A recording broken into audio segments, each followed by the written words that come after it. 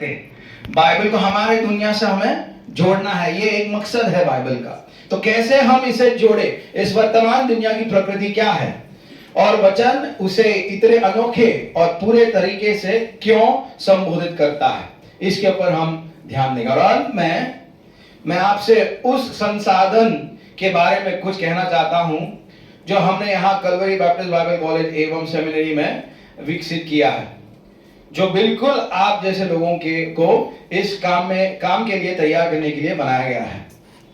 लेकिन पहले वचन की बात करते हैं। तो पहला भाग, वचन की सर्वोच्चता। वचन की सर्वोच्चता। जब हम कहते हैं कि बाइबल सर्वोच्च है तो इसका क्या मतलब है? सर्वोच्च का अर्थ क्या है? सबसे ऊंचा, सबसे महान और सभी दूसरों से ऊपर हो। बाइबल की सर्वोच्च कहना यह कहना है कि वह केवल ज्ञान के अनेक स्रोतों में एक विकल्प नहीं है, वह स्रोत है, वह कसौटी है जिस पर हर दूसरे स्रोत को परखा जा सकता है।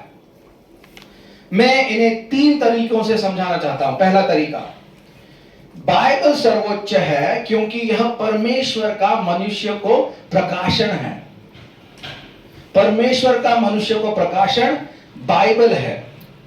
हम यहां से शुरू करते हैं क्योंकि बाकी सब कुछ इसी पर टिका है।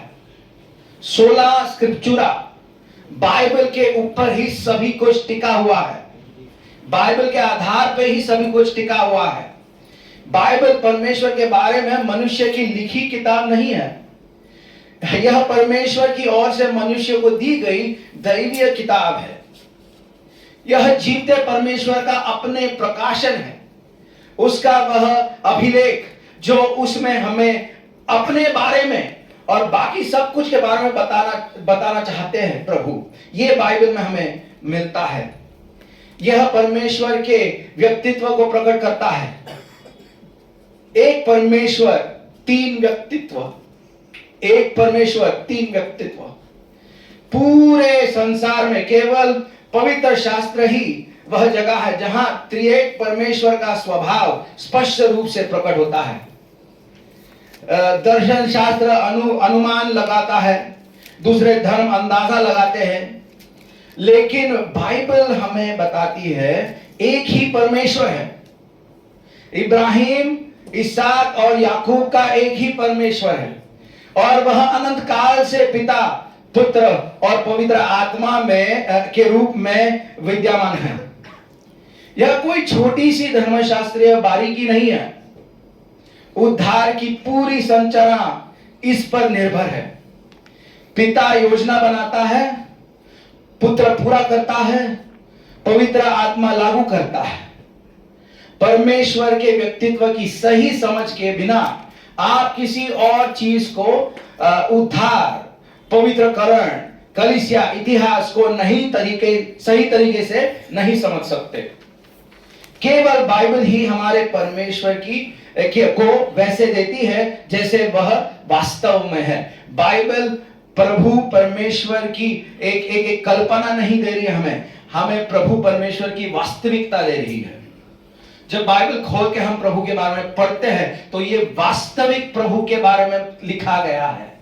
ऐतिहासिक है, ये मन घटत नहीं है, केवल एक आत्मिक चीज नहीं है। बाइबल ऐतिहासिक है और दैवी भी है क्योंकि ये दैवी परमेश्वर के बारे में हमें स्पष्टीकरण देता है। व्यवस्था विवरण 6 अध्याय 4 वचन में ऐसा लिखा है, इस्राएल को लिखा गया था, ऐसा लिखा, हे इस्राएल सुन, यहोवा हमारा परमेश्वर है, यहोवा एक ही है। यहोवा ये नाम परमेश्वर ने अपने आप को दिया। निर्गमन के 3 अध्याय में जब परमेश्वर मूसा से मिलते हैं, मूसा कहता है फरो के पास जाने के लिए आप कह रहे हो लेकिन मैं बोल नहीं सकता। परमेश्वर कहता है मैं आपके साथ रहूंगा। अगर वो पूछे तो आप कौन है, तो मैं क्या बताऊं? मूसा कहता है आप ये बताओ कि मैं जो हूं वो हूं, मतलब मैं वास्तविक प्रभु हूं। ये जो समाज है इसका बनाया गया प्रभु नहीं हूं, एक गांव का प्रभु नहीं हूं। सारे ब्रह्मांड का, सारे संसार का मैं एकमात्र प्रभु हूं और मुझे किसी ने नहीं रचाया। मैं जैसे था वैसे हूं और वैसे अनंत काल तक रहूंगा। मैं इस मानव के इतिहास में प्रदर्शित नहीं हुआ हूं। हाँ, मैं इस मानव के इतिहास में आया हूं, मगर मानव के इतिहास को रचने वाला मैं हूं, समय के बाहर मैं हूं। अच्छा, ये भी समझ लीजिए, प्रभु यीशु मसीह मनुष्य का रूप धारण किए शारीरिक रूप से, लेकिन प्रभु जो है वो आत्मा है। प्रभु यीशु मसीह आत्मा थे, प्रभु यीशु मसीह मानव बने, इतिहास में आए, लेकिन मसीह जो है वो एक जगह में भौगोलिक रूप से सीमित नहीं है। प्रभु सारे जगह में है, जगह की सीमा में वो नहीं रहते, पूरी जगह तो उन्हीं की है। और यही नहीं, प्रभु का जो है हम मानव के रूप से हमें जो प्रभु के बारे में पता है वो इस कारण नहीं क्योंकि हम ज्ञानी हैं या फिर हमने डिग्री लिया है। प्रभु हमसे परे हैं, हमसे बड़े हैं, उनके बारे में हमें ज्ञान प्राप्त नहीं होगा मानवीय रूप से। प्रभु ने स्वेच्छा से अपने बारे में पवित्र शास्त्र में अपने बारे में लिखकर हमको प्रदर्शित किया है, तब जाके हमें प्रभु के बारे में पता चलता है। प्रभु वास्तविक है, प्रभु ऐतिहासिक है, प्रभु हमसे बड़े हैं। प्रभु इस दुनिया में आए, लेकिन प्रभु के रूप में ही आए, प्रभु से वंचित नहीं हुए, दैवत्वता से वंचित नहीं हुआ। वो एक प्रभु है। मत्ती सुसमाचार 28वां अध्याय 19वां वचन ऐसे लिखा है, इसलिए तुम जाओ और सब जातियों के लोगों को चेला बनाओ और ये सुनिए, और उन्हें पिता और पुत्र और पवित्र आत्मा के नाम से बपतिस्मा दो। एक प्रभु, तीन व्यक्तित्व, पिता, पुत्र, पवित्र आत्मा। इसको आप मिश्रण न करें। कई लोग इसका मिश्रण करते हैं। चंद लोग ऐसे विश्वास करते हैं कि कभी कभी प्रभु पिता के रूप में अपने आप को धारण करते हैं, कभी कभी प्रभु पुत्र के रूप में अपने आप को धारण करते हैं, तो कभी कभी पवित्र आत्मा के रूप में अपने आप को व्यक्तित्व में धारण करते हैं। लेकिन ये सरासर बाइबल के विरोध में। ये तीन व्यक्तित्वों का मिश्रण हम ना करें। एक प्रभु, तीन व्यक्तित्व, प्रभु पिता, प्रभु पुत्र, प्रभु पवित्र आत्मा, और ये हमारा प्रभु है। अच्छा, इसके बारे में हम वाद विवाद नहीं करें। जैसे कि उदाहरण के तौर पर भारत देश को स्वतंत्रता कब मिली? अच्छा, इसके बारे में हम वाद विवाद नहीं करते। ऐतिहासिक है, ऐतिहासिक है, ये मन घटक कहानी नहीं। इस प्रकार से ही जब हमें बताया दिया जाता है बाइबल में, बाइबल के अधिकार के रूप में कि एक प्रभु है, तीन व्यक्तित्व है, तो इसका वाद विवाद हम नहीं करते। भैया जो है वो है। हम पुणे में हैं, आपके मन में लगता होगा कि आप स्वर्ग में हैं, लेकिन ये पुणे ही है, ये स्वर्ग नहीं होता। हमारे समझने से, हमारे भावनाओं से प्रभु ने अपने आप को प्रकट नहीं किया। उन्होंने अपने रूप से अपने बारे में हमको बताया पवित्र शास्त्र में, और पवित्र शास्त्र का अधीन होना यह हमारा फर्ज है। दूसरा, यह परमेश्वर की योजना को प्रकट करने के लिए दी गई है ये वचन। सृष्टि में एक राज्य को स्थापना करने के लिए ये प्रभु ने अपने आप को प्रकट किया।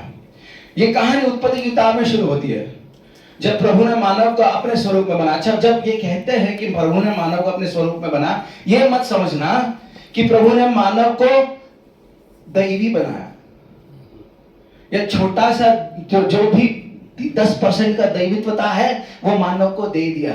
नहीं, कभी भी इतिहास में कभी भी ऐसा नहीं होगा कि मानव दैवी बने। प्रभु की दैवित्वता और मानव की मानवीयता वो निरंतर रहेगा। ये अंतर में कभी एक प्रकार का, ये अंतर को कभी हम कम नहीं कर सकते। मैं ये क्यों कहता हूं? क्योंकि हमारे क्रिस्ती भाइयों में भी ये सोच है कि ऐसे चंद लोग हैं जो प्रभु के बहुत निकट है, वीआईपी लोग हैं। ये लोग, इनको वीआईपी पास मिल गया, प्रभु के निकट बैठ रहे हैं। और कई ऐसे लोग हैं जो दूर बैठ रहे हैं, प्रभु के बहुत दूर बैठ रहे हैं। और जितना निकट बैठो उतना आप दैवी बनते हो, और जितना दैवी बनते हो उतना सफेद पोशाक लगा के फिरते रहते हैं हम। सुनिए, प्रभु और हमारे बीच का अंतर कभी कम नहीं होने वाला है। प्रभु हर निरंतर तक प्रभु रहेंगे और हम निरंतर तक मानव रहेंगे। और प्रभु ने ये कहां स्थापित किया?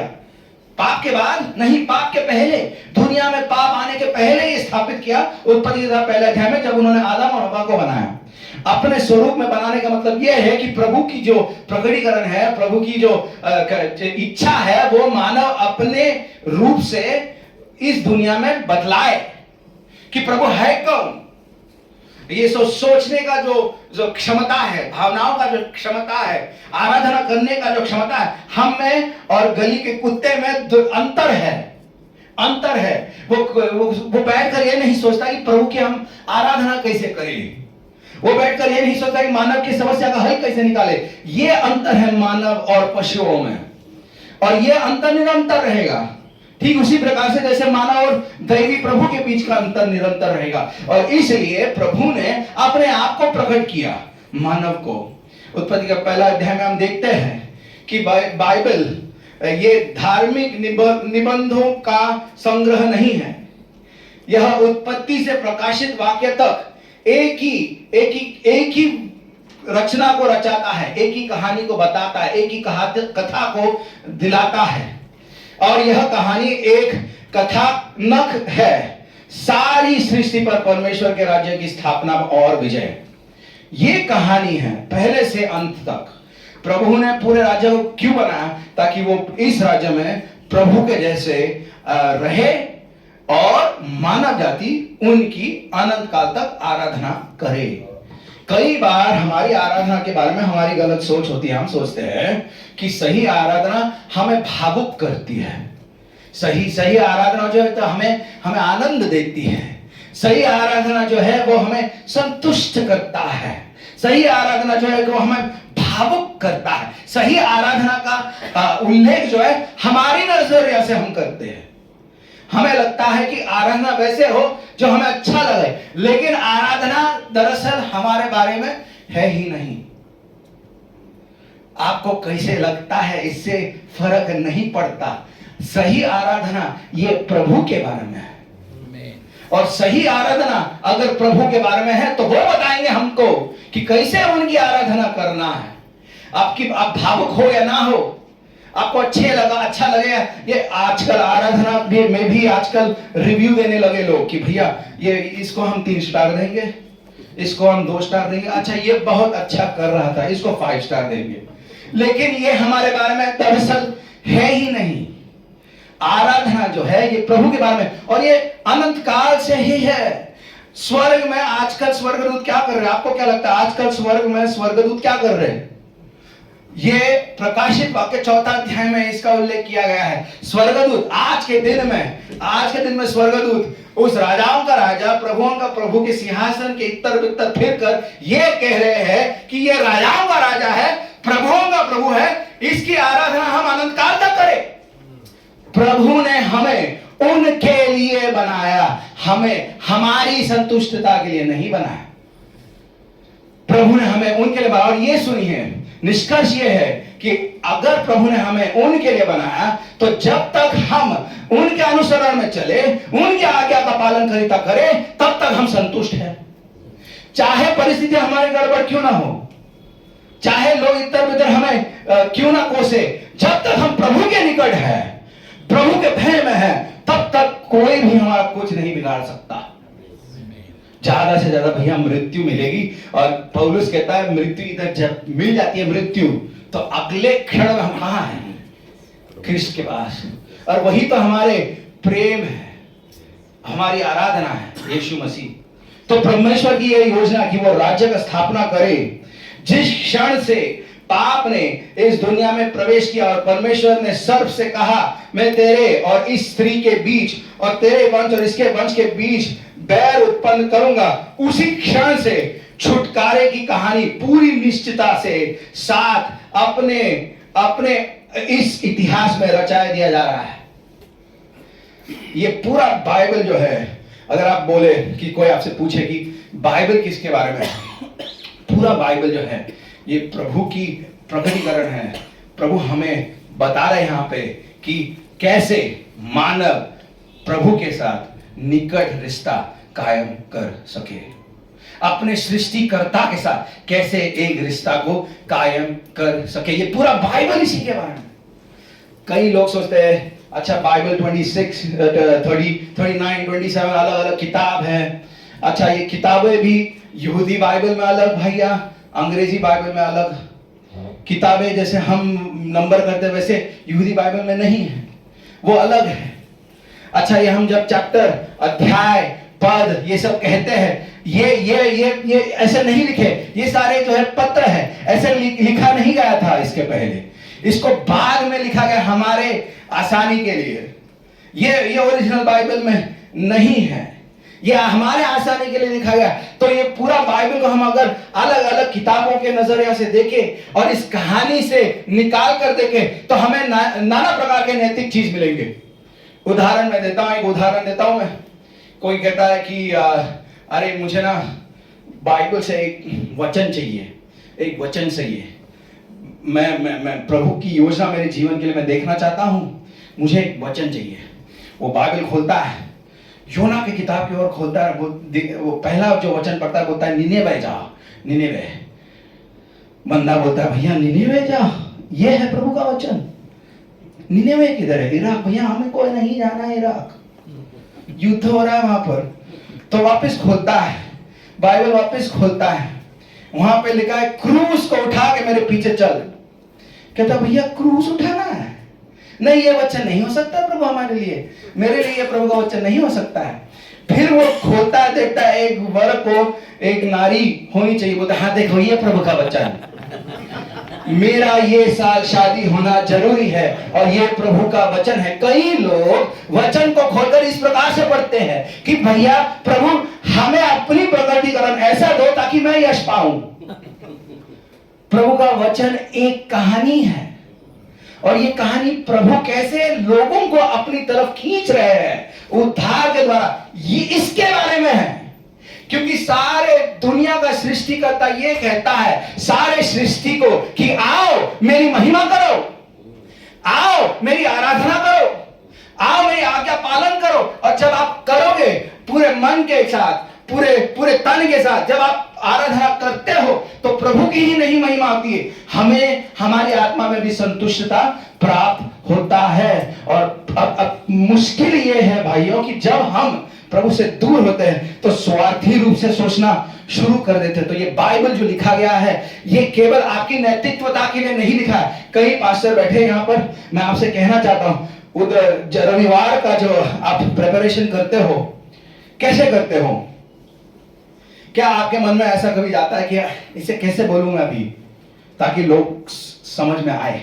अच्छा मैं इसके पहले मेरी पत्नी को पूछता था कैसा था सरमन, कैसा था, और मेरी पत्नी मुझे कॉन्फिडेंस देने की बजाय सीधा सीधा बोल देती थी कितने 30 मिनट के लिए बात के क्या बोल रहे थे आप? मैंने बोला 20 घंटे से मैंने प्रयास किया कि ये लिखूं और बताऊं, और मेरी पत्नी बोले क्या बोल रहे थे आप? तो हमें लगता है कि भैया हम बहुत बड़े हैं, हम जब बोले तो लोग ऐसा पकड़ के बैठेंगे। इसलिए बोलते हैं ना बड़ा प्रीचर छोटा प्रीचर। ये क्यों बोलते हैं? क्योंकि बड़ा प्रीचर ज्यादा लोगों को लाता है, छोटा प्रीचर कम, है कि नहीं? लेकिन वचन का ये स्वरूप है ही नहीं, वचन का ये उद्देश्य है ही नहीं। वचन प्रभु ने हमें दिया है तो इसे प्रभु के नजरिया से देखना जरूरी है। और उत्पत्ति से प्रकाशित वाक्य तक वचन हमारी नैतिकता के बारे में है ही नहीं। उत्पत्ति से लेकर प्रकाशित वाक्य तक वचन कृष्ण के बारे में है कि कैसे प्रभु यीशु मसीह जगत में आए, जन्मे, ताकि उनके द्वारा मानव को छुटकारा मिले, पाप के छुटकारा मिले, प्रभु के निकट कैसे मानव चले, ये वचन के बारे में। और ये किसी को नहीं सुनना है भैया। किसी को अच्छा लगता है सुनना कि आप पापी हो? अगर कोई नया आता है आपके कलीसिया में कि तो वचन ब्रदर मैं आपको सबसे बढ़िया संदेश देना चाहता हूं, और संदेश का पहला मुद्दा यह है कि आप पापी हो। क्या होगा? लोग कहेंगे कि भैया इसी के लिए आए क्या? बेइज्जती करने के लिए बोला आपने? लेकिन ये उनके बारे में नहीं है। उनके अच्छा, जब आप डॉक्टर के पास जाते हो और कहते हैं यहाँ पर गांठ आ गया है, देखो जरा कि कुछ उभर के आ गया है, क्या हो गया थोड़ा बताओ। अगर डॉक्टर आपसे कहे कि कैंसर हो गया है, भैया कैंसर है निकाल दो, क्या आप ये कहोगे? नहीं, दूसरा डॉक्टर दे दो भैया हमको। ठीक है, चलो दूसरे डॉक्टर के पास चले गए, वो भी डॉक्टर स्कैनिंग करता बोलता है कैंसर आ गया भैया निकालो। उनको भी अगर आप बोलोगे कि नहीं भैया हमें तीसरा डॉक्टर देखना है, अच्छा तीसरा डॉक्टर आपको ऐसा मिल गया, बोलता है ये क्या है भैया, बोलता है कैंसर है लेकिन चलेगा, जाने दीजिए, जी लिए अपनी जिंदगी दीजिए जैसा जीना वैसा, कैंसर है लेकिन चलेगा, कुछ नहीं होगा। आपके मन के लिए तीसरा डॉक्टर अच्छा होगा कि भैया हाँ इसने बोला चलेगा, जैसा चल रहा है वैसे चलने दो। पहला और दूसरा डॉक्टर जो बता रहे थे उनका जो संदेश आपके लिए अच्छा नहीं लगा, लेकिन जो डॉक्टर आपको इलाज कर सकता है वो तीसरा डॉक्टर नहीं है। इसी प्रकार से भाइयों, लोगों को अच्छा नहीं लगता हम जो बोल रहे बाइबल से, अरे जब उन्हें यीशु मसीह की संदेश अच्छी नहीं लगी तो हमारी कैसी लगेगी। जब यीशु मसीह को फरीसियों ने पूछा कि क्या तुम अपने आप को दैवी कहला रहे हो, उन्होंने कहा, मैंने नहीं कहा, आप ही ने कहा, मैंने अपने आप को आप करार कर रहे हैं मैं हूं, और मैंने क्या कहा, ये मैं हूं जो है ये प्रभु ने अपने आप को दिया हुआ एक नाम है, मैं जो हूं मैं हूं। और इसका उल्लेख प्रभु यीशु मसीह यूहन्ना की किताब 8 वचन में कहते हैं कि मैं जो हूं वो हूं। इसका उल्लेख करते हुए यीशु मसीह क्या कह रहे हैं कि मैं दैवी हूं। तब फरीसियों ने पथराव करने की कोशिश की उनको। तो जब उनकी संदेश किसी को अच्छी नहीं लगी तो हमारी काहे लगेगी। और सुनिए, ऐसे कई पास्टर हैं जो लोगों को जहां पर खुजली होती है वहां पे ही गुजारे। भाई इनको आर्थिक चीज चाहिए तो इनको आर्थिक उन्नति के बारे में बताए हम। अरे इनको ना इलाज चाहिए, हीलिंग चाहिए तो हीलिंग के चीजें के बारे में बताएं। बाइबल को एक मेडिसिन के रूप में नहीं देख रहे, आत्मा के मेडिसिन के रूप में नहीं देख रहे, बाइबल को एक पिक्चर के रूप में देख रहे। भैया आज कॉमेडी का मन कर रहा है, थोड़ा कॉमेडी कर लेते हैं 30 मिनट के लिए कलीसिया में। तो कलीसिया किसकी हुई? क्या ये प्रभु की हुई? कॉमेडियन की हो गई भैया कलीसिया। वचन जो है उसका जो चरित्र है ये प्रभु की एक कथा के बारे में बताने की चरित्र है। लोगों को अच्छा लगे कि नहीं लगे इससे कोई फर्क नहीं पड़ना चाहिए। हम ये कहते हैं लेकिन फिर भी लोगों की वाहवाही हमको अच्छा लगता है। भाइयों मैं आपसे कुछ कह सकता हूं? मैं भी इससे झूंझता हूं। संदेश के बाद अगर कोई आके ना बोले कि ब्रदर बहुत अच्छा था तो हमने बोला कुछ हो गया, फ्लॉप हो गया भैया। पिक्चर के जैसे ही सुन रहे आप, सुन रहे, लेकिन वचन हमारे बारे में नहीं है।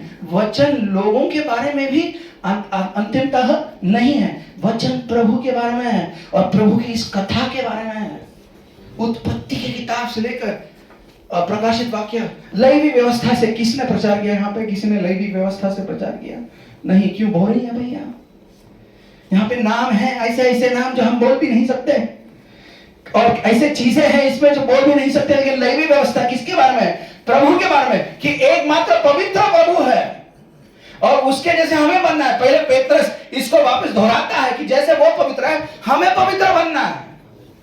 हमारे नैतिकता के बारे में नहीं है। वचन एकमात्र प्रभु की छुटकारा के बारे में है। एक दिन आएगा, प्रकाशित वाक्य 11:15 में लिखा है, जगत का राजा हमारे प्रभु का और उसके मसीह का हो गया और वह युगानुयुग राज्य करेगा।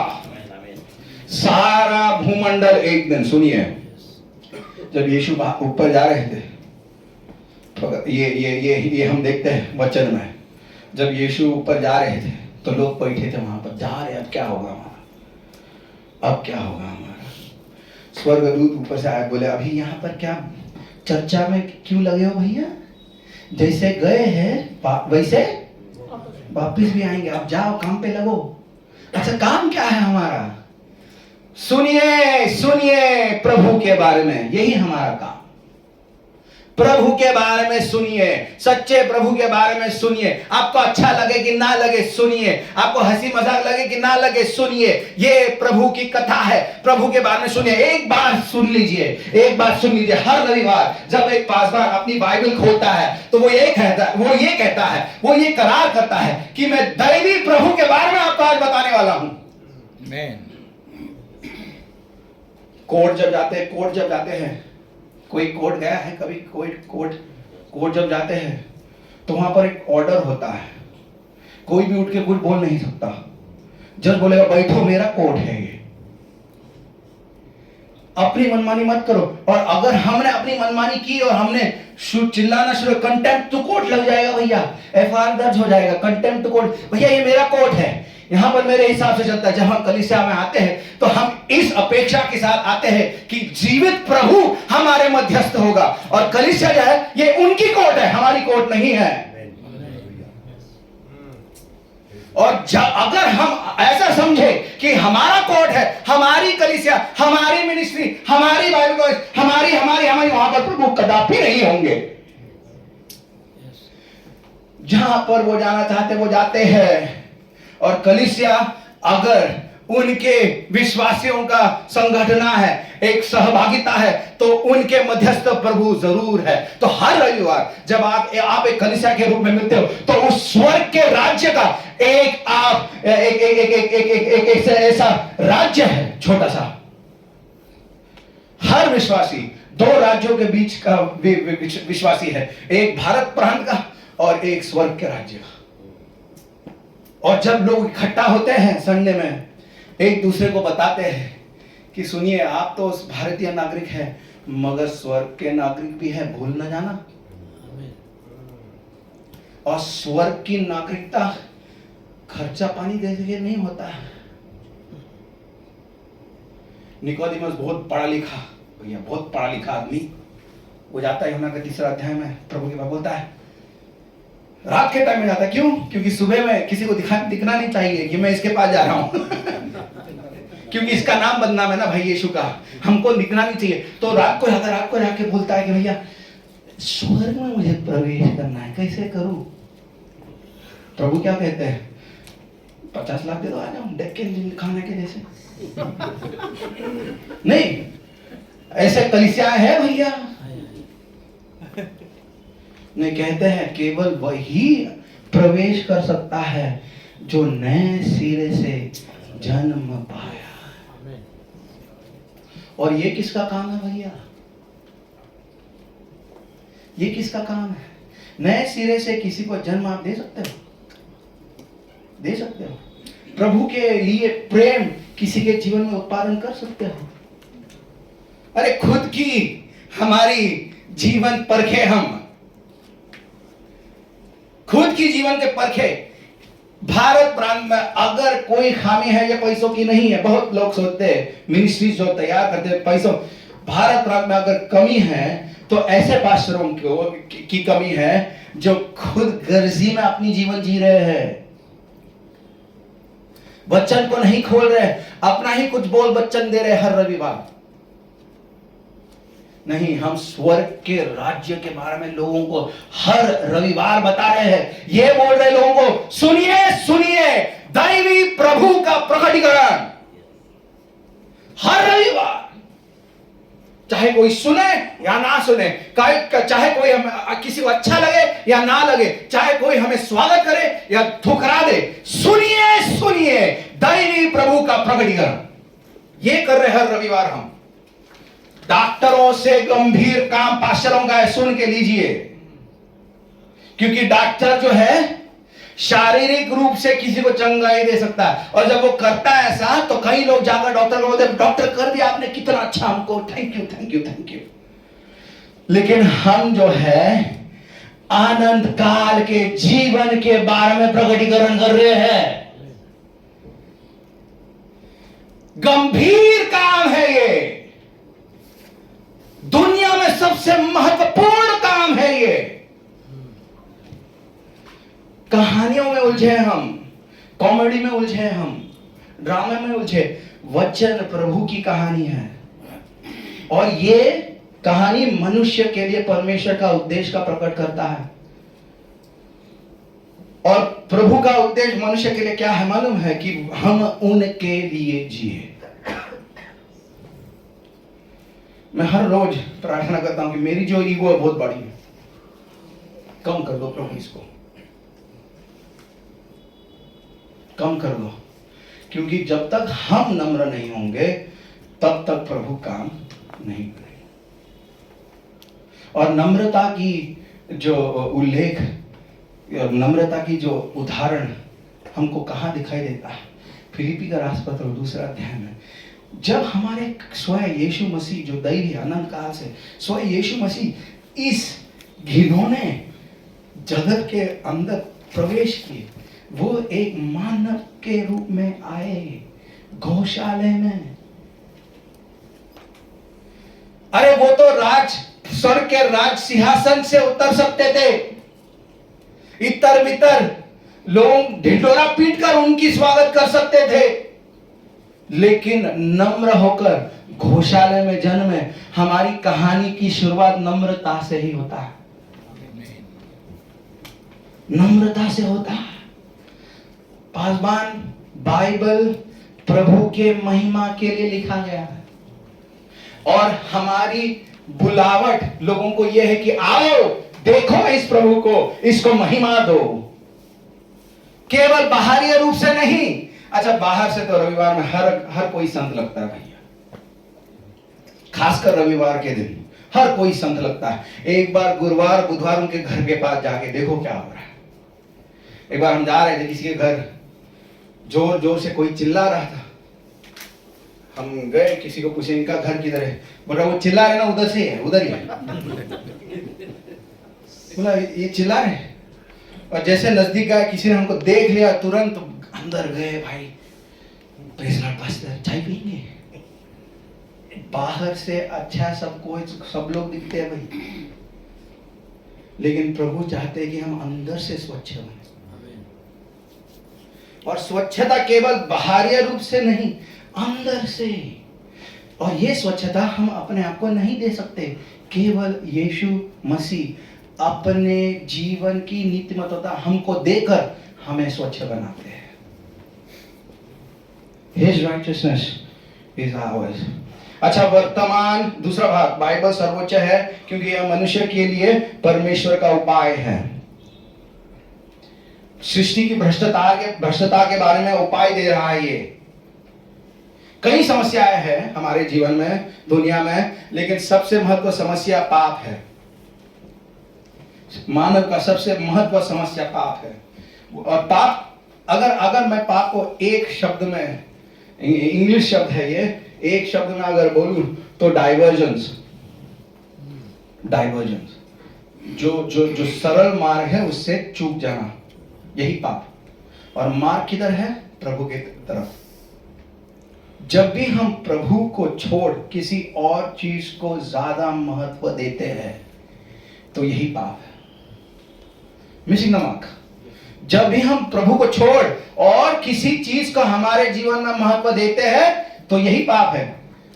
अच्छी चीजें भी, अच्छी चीज को क्या क्या है? अच्छी चीजें, मिनिस्ट्री हो गया। एक बंदा था मूसा, मालूम है ना मूसा?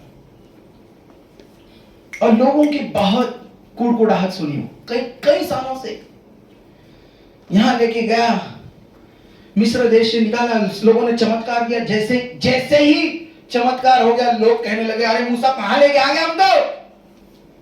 मिस्र देश में पानी मांस मिलता था, हमको मारते थे लेकिन खाना मिलता था, हमको क्या मिलेगा? तो मूसा वापस प्रभु से गिड़गिड़ाता है कि प्रभु दे दो कुछ।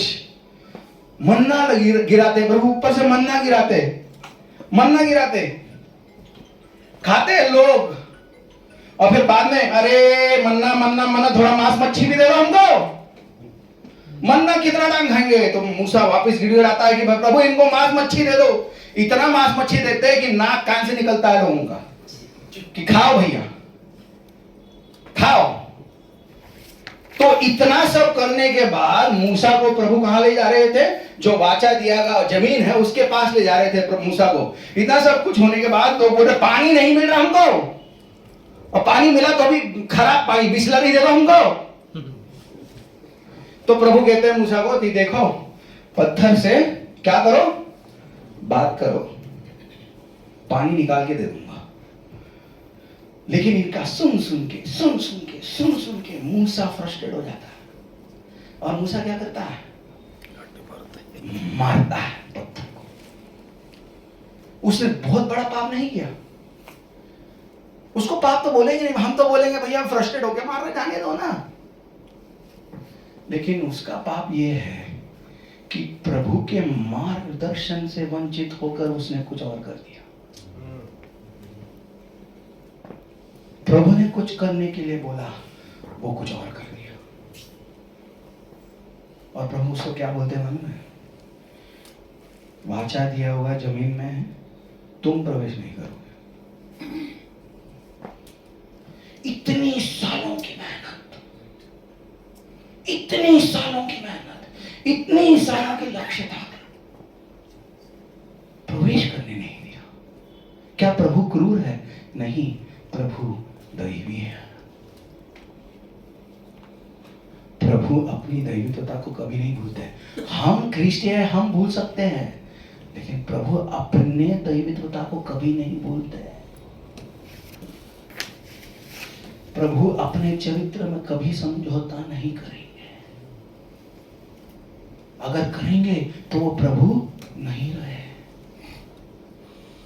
और ऐसा महान प्रभु, ऐसा पवित्र प्रभु हर रविवार आपके मुंह के द्वारा लोगों का आमंत्रण करता है। आमीन। आइए मेरे बारे में सुनिए, आइए मेरी महिमा कीजिए, आइए मेरे में संतुष्टता पाइए, क्योंकि मैं एकमात्र प्रभु हूं और मेरे अलावा कोई नहीं। हर रविवार आपके मुंह के द्वारा लोग ये सुन रहे हैं कि नहीं, इसे आप ही परखें। ये है वचन की ताकत। एक बार आप सुन लीजिए, जितना भी आप प्रिपरेशन कर लो, मन की बात को आप नहीं समझ सकते। इससे खुश मत हो जाओ कि कोई आ रहा है बोल रहा है क्या बोला है सर आपने, क्या बोला, इससे खुश मत हो जाओ। यही बंदा आपके सामने जो बोल रहा अच्छा बोला, सही बोला, वो बाहर जाके बोलेगा क्या बोला, 15 मिनट समझ में नहीं आया मेरे को। मगर जब मन फिराव दिखता है किसी के जीवन में, और आप पास्टर देखे होंगे, कई पास्टर ऐसे देखे होंगे, जो व्यक्ति प्रभु के विरोध में था अब प्रभु के निकट जा रहा है। ये फिराव जो है हम नहीं करते, पवित्र आत्मा वचन के द्वारा करता है। हर रविवार, हर बार जब हम वचन खोलते हैं, तो क्या ये हमारी प्रभु के पास एक रिक्वेस्ट है कि प्रभु इनके मन को खोल। हम नहीं खोल सकते, लेकिन आप जरूर खोल सकते हैं। इनके मन को खोल, इनको फिरा, आपकी तरफ फिरा। भाइयों, ये है वचन का स्वभाव, ये है वचन का हमारा एक कहानी, और इस कहानी को हर रविवार हमें लोगों तक बतलाना है, और इसी के लिए हमने ये कॉलेज बनाया है।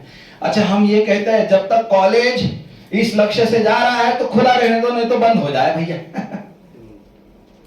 ऐसा कोई भी काम नहीं करना है हमको जिसमें प्रभु की महिमा ना हो, और जिसमें लोग अपने आप से वचन पढ़कर दूसरों को न बताएं।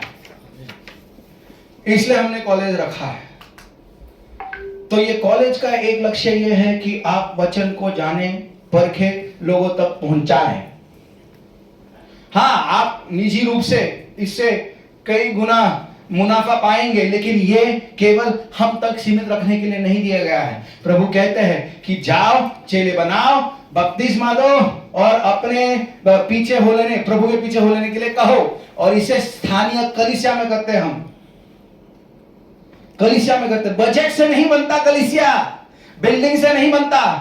पवित्र आत्मा जब लोगों के मन को फिराता है, उससे बनता है कलीसिया। तो ये रविवार आप जाओगे कलीसिया प्रचार करने, क्या यही अपेक्षा के साथ जाओगे कि नहीं? कि प्रभु मैं तो केवल एक मैसेंजर हूं, मगर आप जरूर आना, आप आइए। अच्छा, कई लोग ऐसे गाने भी गाते हैं, पवित्र आत्मा आ आ आ आ। पवित्र आत्मा भी कभी कभी शायद सोचता होगा दरवाजा खोलेंगे तो आएंगे ना भाई। बताने का मतलब यह है कि जब वचन खुलता है, उनके अनुसार खुलता है, तो वो वहीं पर है कि बुलाने की जरूरत नहीं है, वहीं पर है पवित्र आत्मा। लेकिन केवल वचन के अधीन में रहकर सरलता से सच्चाई के साथ आगे देते हुए, तो भाइयों बहन और एक बहन सुनिए, जब आप इस रविवार को जाएंगे तो ये अपेक्षा रख के जाइए, प्रभु आप यहाँ पर है, हमें इस्तेमाल कर ताकि आपके वचन को सरल रीति तक लोगों तक पहुंच जाए। और अगर बढ़ोतरी होती है लोगों की तो ये केवल आपके वजह से और आपके महिमा के लिए। आइए प्रार्थना करते हैं। प्रभु लाख धन्यवाद देते हैं वचन के लिए। वचन के अधीन में हम चले, वचन के अनुसरण में चले, वचन की कथा को समझे।